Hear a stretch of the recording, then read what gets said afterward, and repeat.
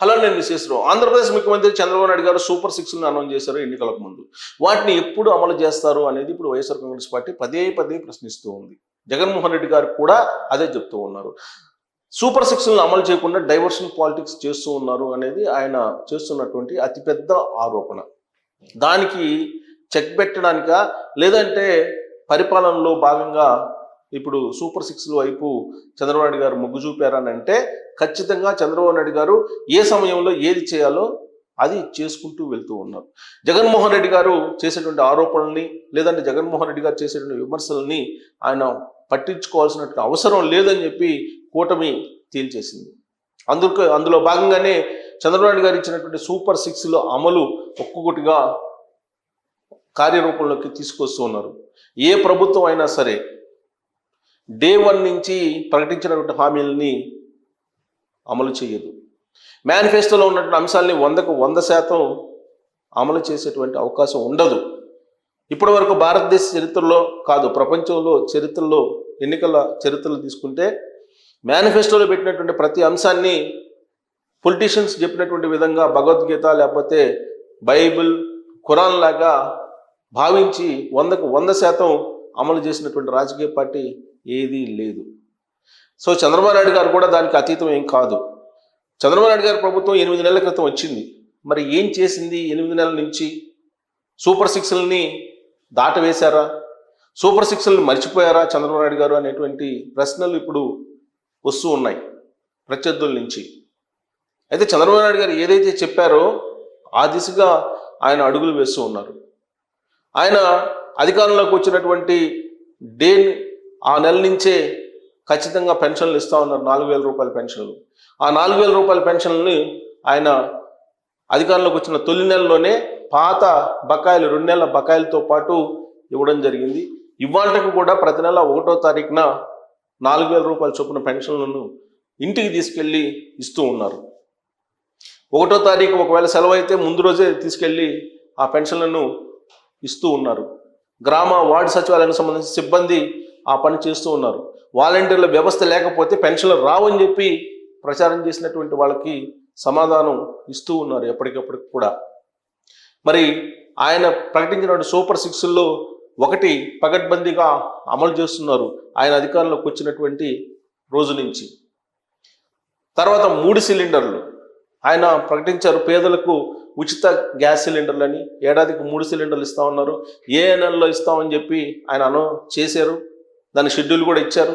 Already 1 cylinder ఇవ్వడం జరిగింది. ఇంకా 2 సిలిండర్లు ఇవ్వాల్సి ఉంది. అది కూడా ఇవ్వడానికి సిద్ధమైంది.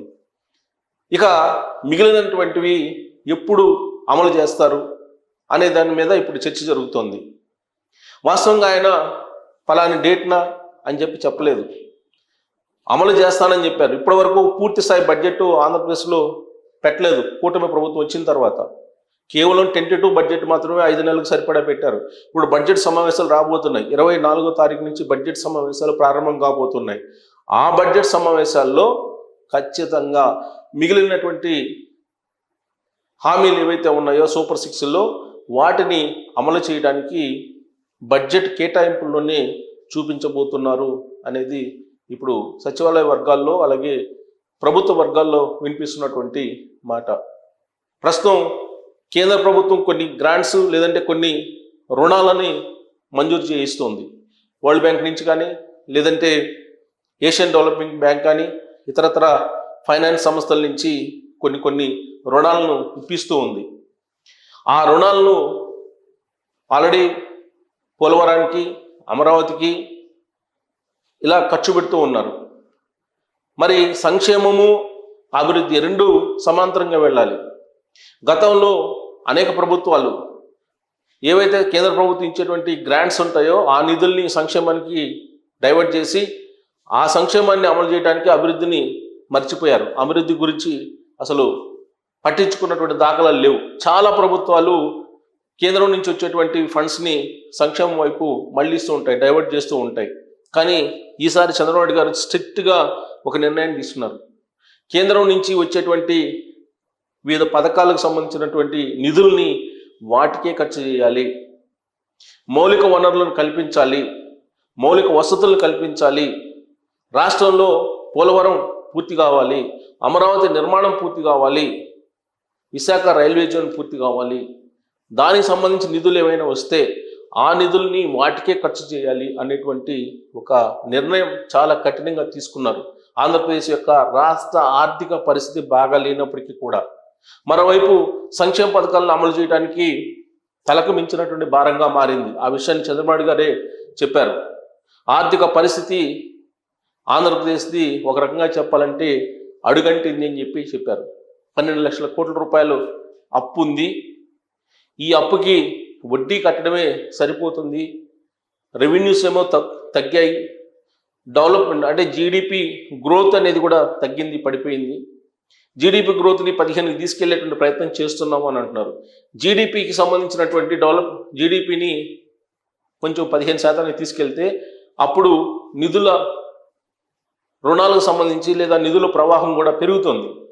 ఎక్కువగా నిధులు వచ్చేటువంటి అవకాశం ఉంది, లోన్స్ వచ్చేటువంటి అవకాశం ఉంది, గ్రాంట్స్ తీసుకునే అవకాశం కూడా ఉంది. సో కాబట్టి ఇప్పటికే 16వ ఆర్థిక సంఘానికి ఆంధ్రప్రదేశ్ యొక్క ఆర్థిక పరిస్థితిని వివరించి ప్రత్యేకంగా ఆంధ్రప్రదేశ్కి సహాయం చేయాలి, ప్రత్యేకంగా కేటాయింపులు ఉండాలి అని చెప్పి కూడా 16వ ఆర్థిక సంఘాన్ని అభ్యర్థించడం జరిగింది. ఇలాంటి పరిస్థితుల్లో సూపర్ 6ని అమలు చేయడానికి చంద్రబాబు నాయుడు గారు సిద్ధమయ్యారు. బడ్జెట్లో వాటికి సంబంధించినటువంటి కేటాయింపులని ఖచ్చితంగా చూపించబోతున్నారని చెప్పి తెలుస్తుంది. 24వ తారీఖున బడ్జెట్ చూస్తే అది అర్థమవుతుంది.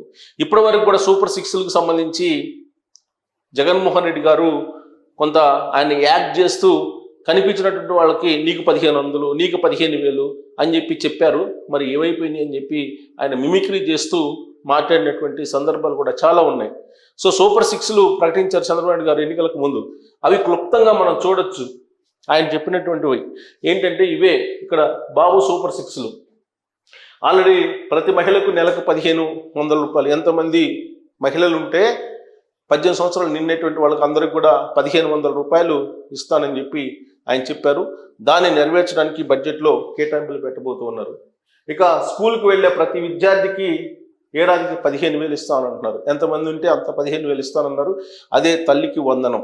దాన్ని ఇంప్లిమెంట్ చేయడానికి ఫండ్స్ని సమకూరుస్తూ ఉన్నారు. సో దాన్ని ఇంప్లిమెంట్ చేయబోతున్నారు. ఈ బడ్జెట్ సమావేశాల్లో దాన్ని ప్రకటించబోతూ ఉన్నారు. ఇక ప్రతి ఇంటికి ఉచితంగా ఏడాదికి 3 గ్యాస్ సిలిండర్లు అన్నారు. అది ఇప్పటికే అమల్లోకి వచ్చింది. ఇక 20 లక్షల ఉపాధి అవకాశాలు, నెలకి 3,000 నిరుద్యోగ భృతి. సో ఉపాధి అవకాశాలను కల్పించడానికి ఆల్రెడీ ఇప్పటికే ఆంధ్రప్రదేశ్ ప్రభుత్వం కట్టుబడి ఉంది. నెలకి 1,00,000 కోట్ల రూపాయల చొప్పున పెట్టుబడులను తీసుకురాగలిగింది ఈ 6-7 నెలల్లో. తద్వారా దాదాపు 3 లక్షల ఉద్యోగాలు క్రియేట్ అయ్యాయి అని చెప్పి అంచనా వేస్తుంది ఇప్పుడున్నటువంటి ప్రభుత్వం, ప్రత్యక్షంగా కానీ పరోక్షంగా కానీ. రాబోయేటువంటి రోజుల్లో ఖచ్చితంగా 5 నెలల్లో హామీ ఇచ్చిన విధంగా 20 లక్షల ఉద్యోగాలను ఇప్పించడానికి ఆల్రెడీ పెట్టుబడులను ఆకర్షించే ప్రయత్నం కూడా చేస్తూ సక్సెస్ కూడా కొంతమేరకు అయింది. ఇక ప్రతి రైతుకు ఏటా 20,000 ఆర్థిక సహాయం చేస్తానని చెప్పి చంద్రబాబు గారు ఎన్నికల్లో హామీ ఇచ్చారు. ఆ హామీకి తగిన విధంగా కేంద్ర ప్రభుత్వం ఇస్తున్నటువంటి ఏదైతే రైతు సంబంధించినటువంటి సహాయం ఉందో దానికి యాడ్ చేసి ఈ డబ్బుల్ని 3 విడతలుగా ఇవ్వడానికి సిద్ధమవుతుంది. గతంలో ఏ విధంగా అయితే ప్రభుత్వం చేసిందో అదే తరహాలో కేంద్ర ప్రభుత్వం ఇచ్చేటువంటి ఆర్థిక సహాయానికి యాడ్ చేసి రాష్ట్రానికి సంబంధించిన నిధుల్ని 3 విడతలుగా ఇవ్వడానికి ఆంధ్రప్రదేశ్ ప్రభుత్వం సిద్ధమవుతుంది. ఇక ఉచిత బస్సు ప్రయాణం, మహిళలకు ఉచిత బస్సు ప్రయాణం with in the city with in the district ఇస్తానని చెప్పి చంద్రబాబు గారు చెప్పారు. ఇప్పుడు విభజించినటువంటి ఆంధ్రప్రదేశ్లో 26 జిల్లాలు ఉన్నాయి. కానీ ఉమ్మడి జిల్లాని యూనిట్గా తీసుకొని ఉచిత బస్సు ప్రయాణం కల్పించాలి మహిళలకి అనేటువంటిది నిర్ణయం తీసుకున్నారు. అది ఉగాది నుంచి ఇంప్లిమెంట్ చేసేటువంటి అవకాశం ఉంది. సో ఆయన ప్రకటించినటువంటి సూపర్ 6ల్లో దాదాపుగా అన్ని బడ్జెట్లో ప్రకటించబోతున్నారు. ఇప్పటి వరకు 6-7 నెలలు అయింది. 6-7 నెలల నుంచి అసలు మొత్తం 2019 నుంచి 2024 వరకు ఏం జరిగిందో తెలుసుకోవడానికి 2-3 నెలలు పట్టింది. దాన్ని ఎలా సరిచేయాలని చెప్పి తెలుసుకోవడానికి ఇప్పుడున్నటువంటి ప్రభుత్వానికి మరొక 2 నెలలు పట్టింది. అట్ ద సేమ్ టైం సంక్షేమ పథకాలని అమలు చేస్తూ వస్తుంది. ఇది పెన్షన్లు కానీ ఉచిత సిలిండర్ కానీ వీటన్నిటిని కూడా. ఇక బడ్జెట్ పూర్తి స్థాయిలో 24వ తారీఖు ప్రవేశపెట్టబోతున్నారు కాబట్టి ఆ బడ్జెట్లో క్లియర్ కట్గా తల్లికి వందనం కానీ లేదా స్త్రీ శక్తికి సంబంధించి ప్రతి నెల మహిళకి 1500 రూపాయలు కానీ, ఉచిత సిలిండర్ ఆల్రెడీ ఇస్తున్నారు, రైతుకు సంబంధించి 20,000 ఆర్థిక సహాయం, ఉచిత బస్ ప్రయాణం, ఇవన్నీ కూడా అనౌన్స్ చేసేటువంటి అవకాశం ఉంది. సో ఈ బడ్జెట్ తర్వాత సూపర్ 6లు అన్నీ ఆల్మోస్ట్ అమల్లోకి వచ్చేటువంటి అవకాశం లేకపోలేదు. సో చంద్రబాబు నాయుడు గారు ఏది చెప్పారో అది చేయడానికి బడ్జెట్ రూపకల్పన జరుగుతుంది అని చెప్పి తెలుస్తుంది. 24వ తారీఖున దీనికి ఒక క్లారిటీ రాబోతుంది. మరి చంద్రబాబు నాయుడు గారు అనౌన్స్ చేసిన విధంగా సూపర్ 6లను అమలు చేస్తున్నారా లేదా, అమలు చేసే అవకాశం ఉందా లేదా అనే దాని మీద కామెంట్ రూపంలో మీ అభిప్రాయాన్ని తెలియజేయచ్చు. Thank you very much.